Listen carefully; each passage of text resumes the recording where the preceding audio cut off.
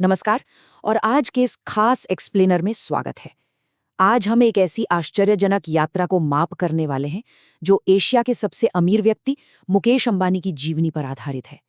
ये कहानी सिर्फ पैसे या पावर की नहीं है।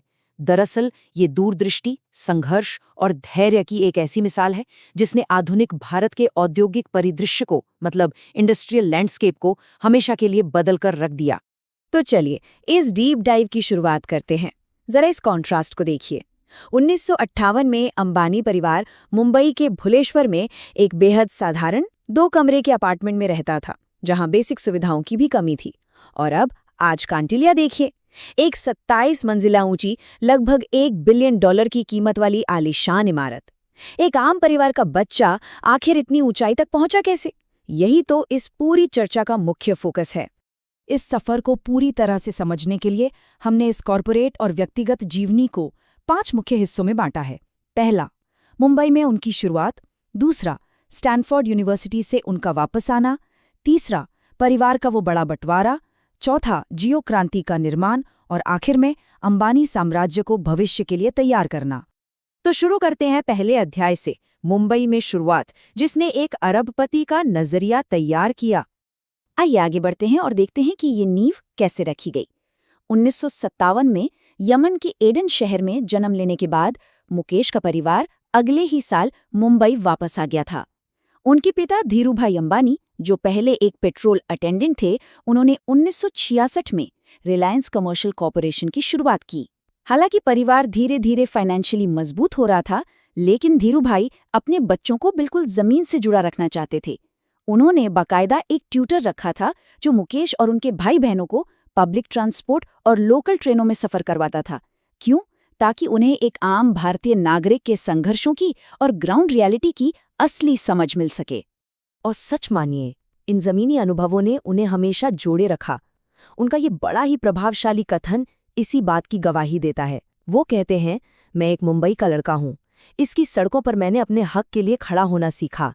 इसके रोड साइड स्टॉल्स पर मैंने मोलभाव करना सीखा।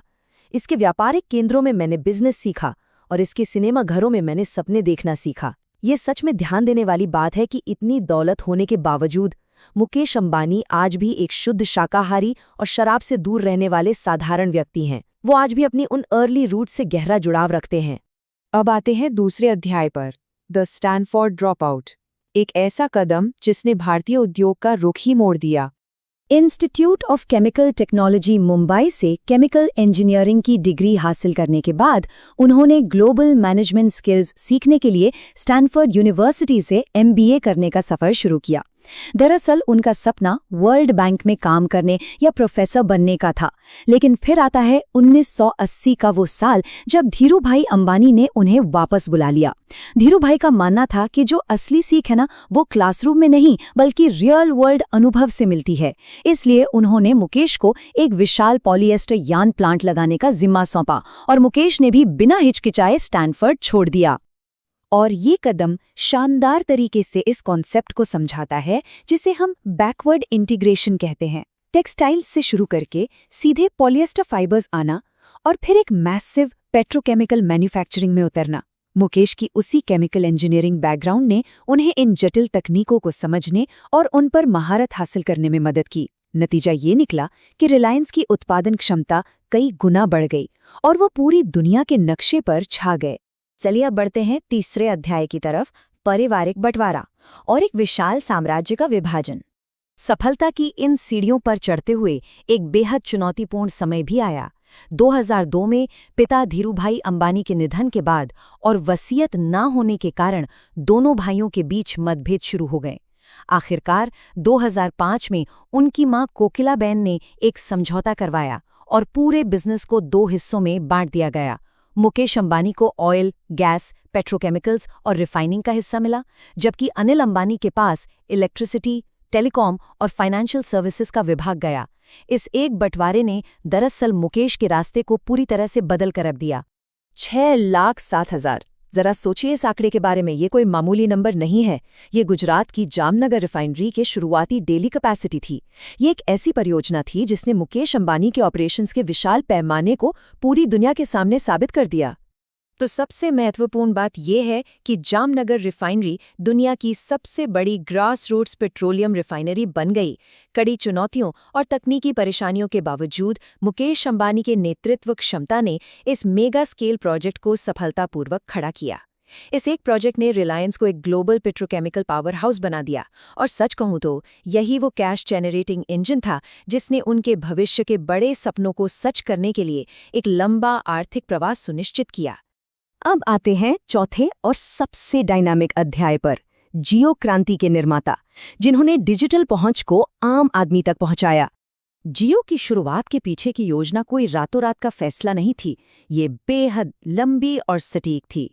2010 में जब उनकी बेटी ईशा ने पूरे इंटरनेट कनेक्टिविटी की परेशानी बताई, तभी इस क्रांति का बीज बोया गया था। 2011 से 2015 के बीच मुकेश ने फाइबर ऑप्टिक नेटवर्क्स बिछाने में लगातार भारी निवेश किया। फिर 2005 के समझौते के मुताबिक जो नॉन कम्पीट एग्रीमेंट था वो 2015 में खत्म हो गया और ठीक उसके बाद 2016 में रिलायंस जियो को पब्लिकली लॉन्च कर दिया गया। ये उनकी कमाल की दूरदृष्टि और लंबे धैर्य का प्रतीक था। और उस धैर्य का नतीजा क्या रहा? 50 करोड़ यानी 500 मिलियन। जियो ने हाल ही में 500 मिलियन सब्सक्राइबर्स का ये मैसिव आंकड़ा पार कर लिया है। ये विशाल संख्या दर्शाती है कि इस नेटवर्क की रीच कितनी एस्ट्रोनॉमिकल रही है और कैसे इसने पूरे देश को अपने दायरे में ले लिया है।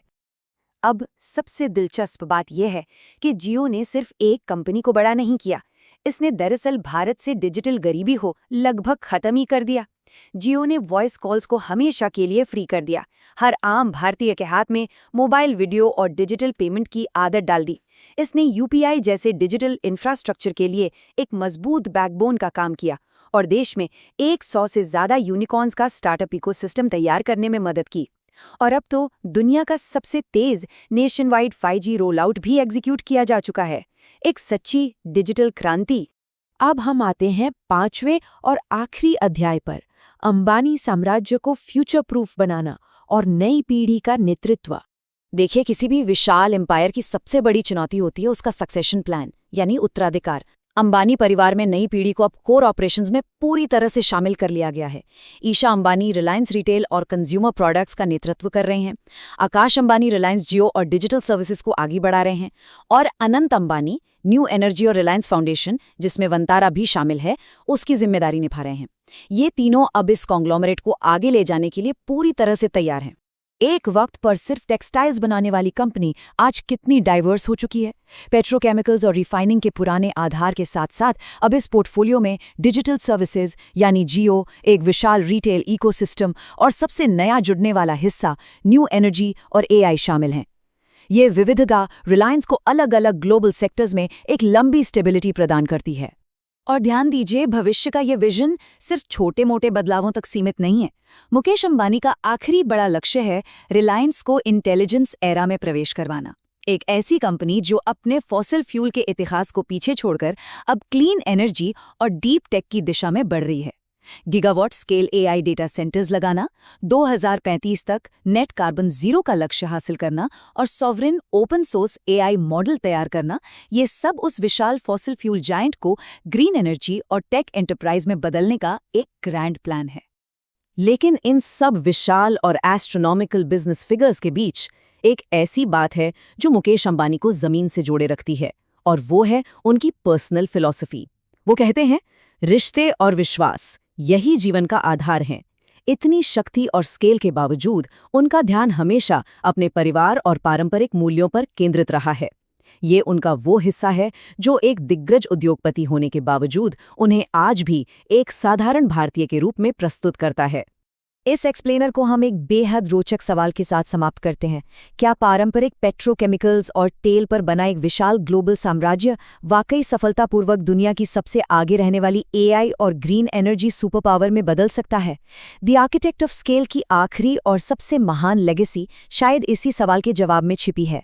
आज के इस सफर में हमारे साथ जुड़ने के लिए बहुत बहुत धन्यवाद।